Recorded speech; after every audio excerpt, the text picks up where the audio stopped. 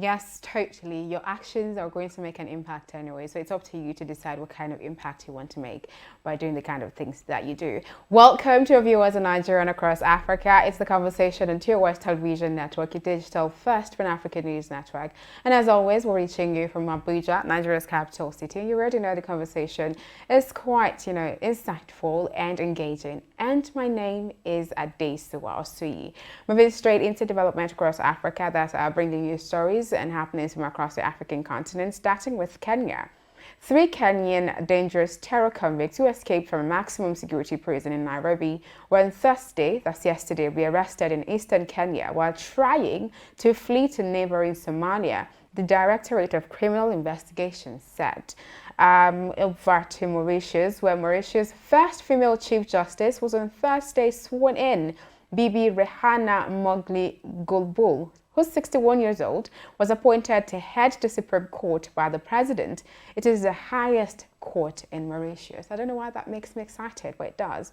Away from that to Sudan, nearly a month after internet services were suspended in Sudan following the October 25 coup, all telecommunications companies had their internet services restored on Thursday following instructions from Sudanese. Well, that's it for stories and happenings from across Africa. And well, you know that before I proceed with the show, I'm going to bring you COVID-19 update from across Africa right now. As I always say, COVID is real, COVID is still ravaging. Don't be deceived, it might not be that intense in Nigeria as we think, but COVID is still out there. So just do your part to ensure that you and the next person is safe. So COVID-19 update from across Africa. And afterwards, I'll be going straight into the big story.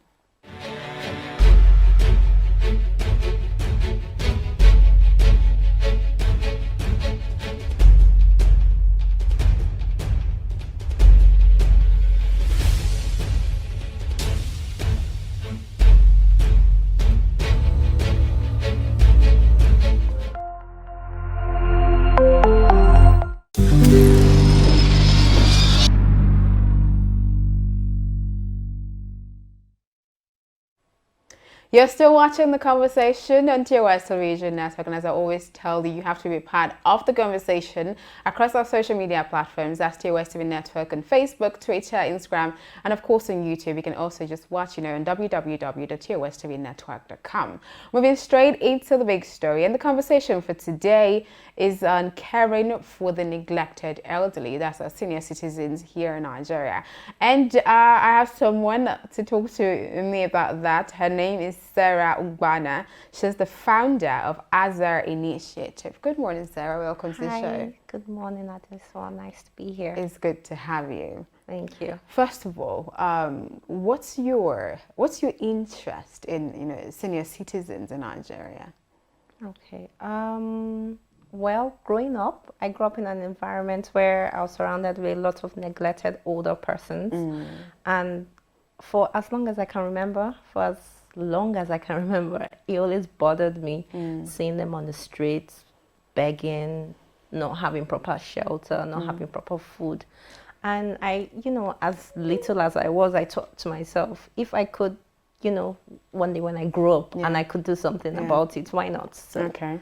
That's basically the interest in it. I just have a passion and a love for them. Okay, so yes. that was what inspired your Azar Initiative. Yes, that's the whole idea behind it. Okay. Yeah. But why do you think? Because I do know that one of the goals of the sustainable development is having to include both everyone, carry everyone along, including senior citizens and the elderly. But it seems as though we're still lagging behind as a country, in that regard. I don't know, outside of Nigeria, they have old people's home where you can care for the elderly if you as an individual cannot do that by yourself. But here it says though when you're older, people just forget about you, and then they're part of the places where they just ascribe you to be maybe a witch or a wizard or something like that, just from old age. Why do you think that is at this time, 2021 in Nigeria?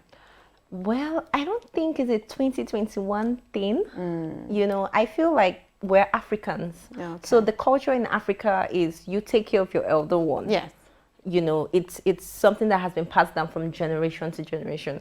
So as an African person or as a black person, it's expected, it's your responsibility to say, okay, once my dad gets old, I take care of him. But now, like in the new century, the 21st century, most of these younger people are growing up. You know, they need to, especially in rural communities, they need to make a better livelihood to be able to afford things like healthcare, welfare. So the gap between when they leave to go look for a better means of livelihood, that gap now creates a lot of neglect, abandonment, sickness, abuse, because there's no one to now properly cater for the needs of the elderly people. That's one aspect. Then there's the other aspect where young people don't really care. I'm young and I don't want to grow old, you know. So most times they see older people as burdens.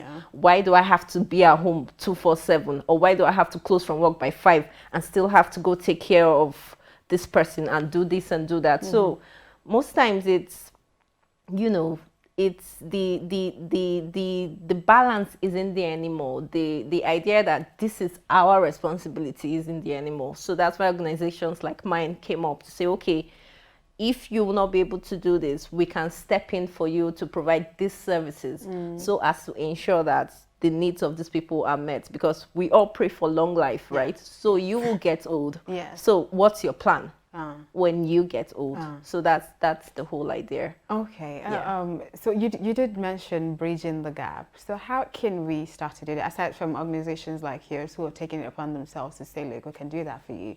But how can we as a community, as a people, start to look towards, you know, bridging that gap, connecting the dots, having to generally just include them, you know, caring for the elderly and all of that? How can we get there? What can we start to do as a community? I think it starts from, you know, the head. Whatever affects the head affects the body, and this is from the leadership perspective from our government.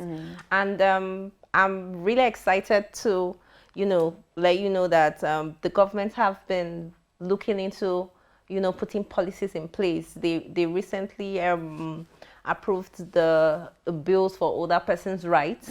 You know, thanks to the COSROPIN, an association that advocates for the rights of older persons. And then they recently elected the first Director General for the Older Citizen Centers, which is Dr. Enen Omokora. So as to see how they can include older persons into, because if there aren't policies in place, there's so little that the people could do. If you don't have a policy that says abuse of an older person is wrong, we see it as it's normal. Do you understand? There are so many things that are tagged normal that are not normal because there aren't rules, there aren't policies set in place. So the federal government have gone, you know, with the help of these associations. There are associations in Nigeria that advocate for the rights of older persons, and we are part of the association. So they go to advocate, okay, we have to put policies in place. So now that the policies are in place, that's why the DG is working now to make sure that there's an implementation of these policies. So it's not just to have policies, but how do we implement it? Not just on the urban level, the rural level, because, you know, they need it more from the grassroots level. So if as a country we know, okay, now we have older persons' rights bills. If you abuse an older person, this is the consequence. This is the penalty. We have sensitizations such as this is how you cater for the needs of older persons. Older people are like babies. You don't treat them like adults. As they grow older, they grow like babies. So you have to be patient. You have to do this. You have to do that. You have to do that. When people are aware and know that, okay, this is what's happening, and I'm not just doing this because there's an older person right in front of me. I'm securing my future. I pray to be old, you know. So 60 years down the line, 50 years down the line, if I'm able to make sure that these policies are in place, I get to reap the benefits. My children get to reap the benefits of the policies that are in place now, you know. So I feel like that's one of the major, it starts from the head. If as the government is working to implement it, they pass it down to the institutions, the local government, the federal government, the judiciary, the chairmanship, you know, even as little as schools, they get to know, okay, you have to do this, you have to do this. I feel like I know, not feel, I know like that's one of the ways you could include older people and make people aware of the fact that these things are happening. If you don't leave your comfort zone, you will never know what's happening outside. True. Yeah. True. All right. Thank you so much. That's Thank about you. it for the show. Thank you Thank so you. much for joining me on the conversation this Thank you. morning.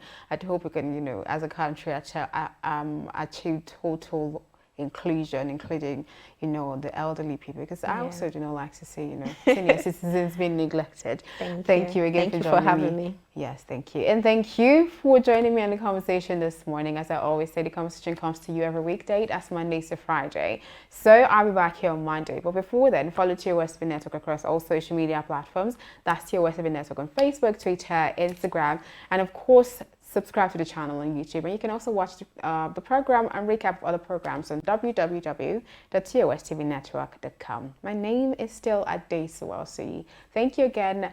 Please remember to stay safe, and I'll see you on Monday.